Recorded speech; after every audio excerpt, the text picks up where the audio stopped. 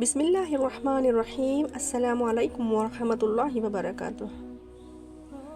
کیا آپ نے کبھی سوچا ہے قبر کی پہلی رات آپ کے ساتھ کیا ہوگا؟ وہ رات جو کبھی ختم نہیں ہوگی۔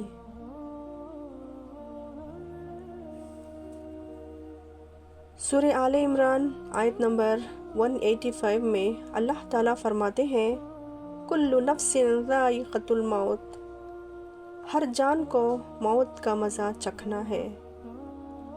موت ایک حقیقت ہے اور اس کے بعد پہلی منزل ہے قبر۔ حدیث میں آتا ہے کہ جب انسان کو قبر میں رکھا جاتا ہے تو دو فرشتے آتے ہیں، منکر اور نکیر۔ وہ تین سوال پوچھتے ہیں۔ پہلا، من ربکا، تمہارا رب کون ہے؟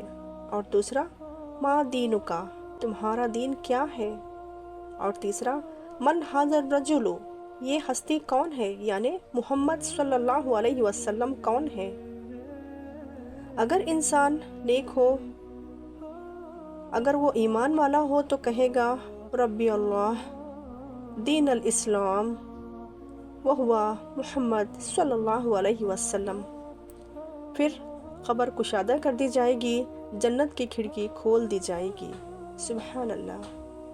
اگر انسان گنہگار ہو، وہ گھبرا جائے گا اور کہے گا ہائے مجھے کچھ معلوم نہیں۔